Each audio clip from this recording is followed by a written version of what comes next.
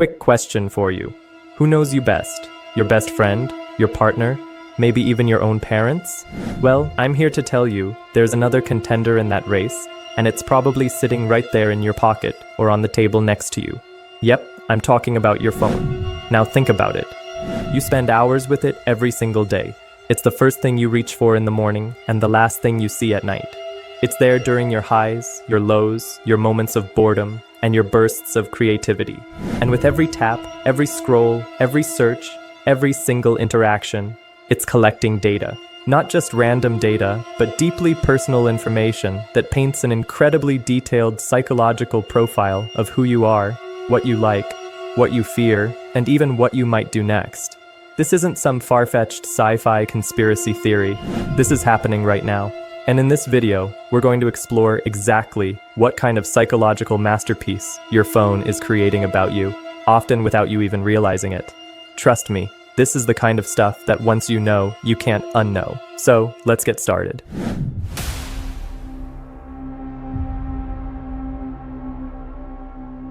Let's start with the obvious stuff. The things we kind of already know, but maybe haven't fully processed.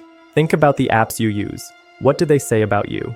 If your home screen is filled with fitness trackers and healthy eating apps, it suggests you're someone who prioritizes your physical well-being. If it's dominated by creative tools like photo editors and music production software, it hints at an artistic and expressive personality. Now, go a little deeper. What about the news apps you frequent? Are you constantly reading about politics and current events? That might indicate you're engaged and informed. Are you more drawn to entertainment news and celebrity gossip? That tells a different story. And what about social media? The platforms you use, the groups you join, the people you follow, it's all a window into your interests, your social circles, and even your aspirations. And it's not just what apps you use, but how you use them. How much time do you spend on each app? Are you a constant scroller on Instagram, or do you prefer the more curated experience of Pinterest? Are you a lurker who rarely posts, or are you an active sharer? All of this data points contribute to a surprisingly accurate picture of your habits, your tendencies, and even your potential vulnerabilities. It's like your app usage is a digital fingerprint of your daily life and your inner world. But the rabbit hole goes much, much deeper than just the apps you consciously choose to open. Your phone is also a silent observer of your communication patterns.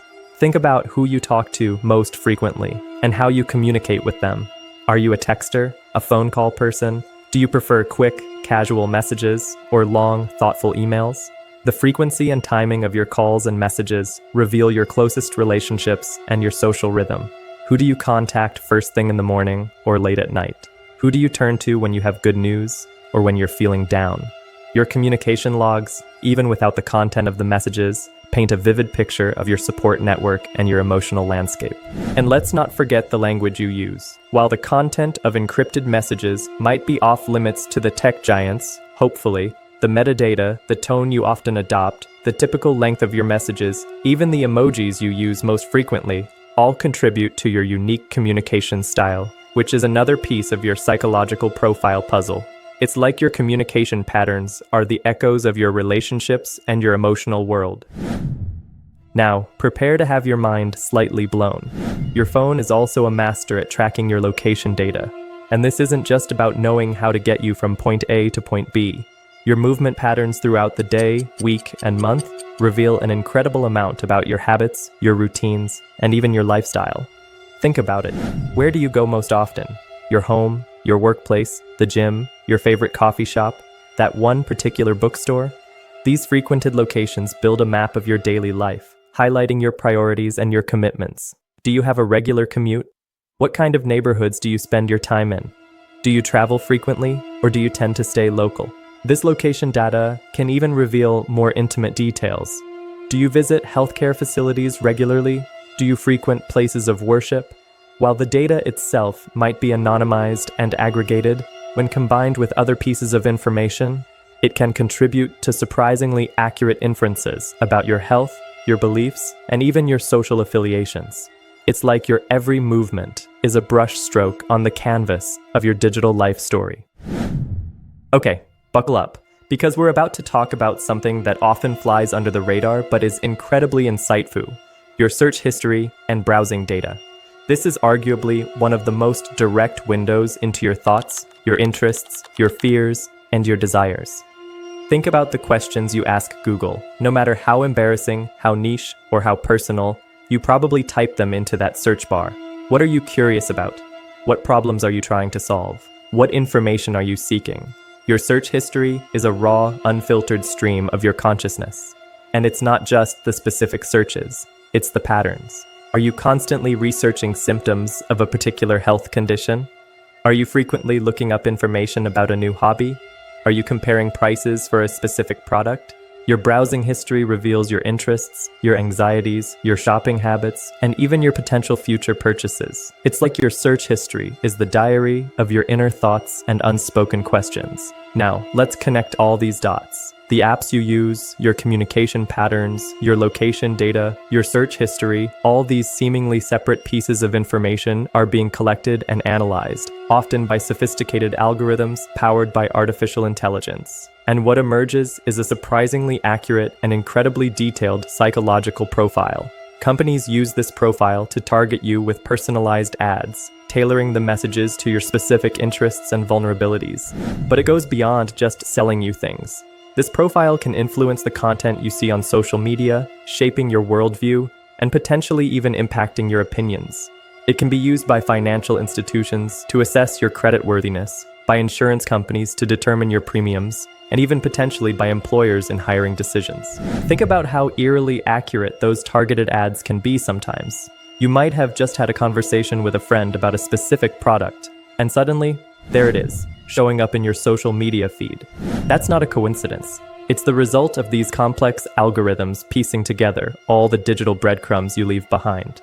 Your phone, in a way, has become a pocket-sized psychologist, constantly observing and analyzing your every move to build a comprehensive understanding of who you are. So, what's the big takeaway here? Is it all doom and gloom? Are we just powerless against this constant digital observation? Well, not entirely.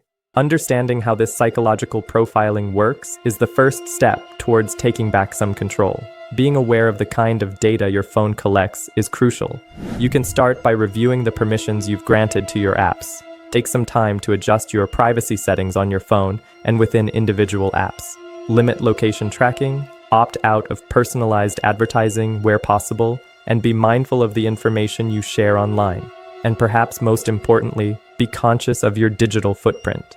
Think twice before downloading that random app, before clicking on that suspicious link, and before oversharing on social media. Your digital life is an extension of your real life. And just like you protect your physical space, it's important to protect your digital privacy. I remember an experience I had with a particular app locker app I downloaded. I realized that the app was asking for location access, and I could not help but wonder what an app locker app has to do with location. Long story short, I did not grant it access. As a matter of fact, that moment, I felt like deleting the app.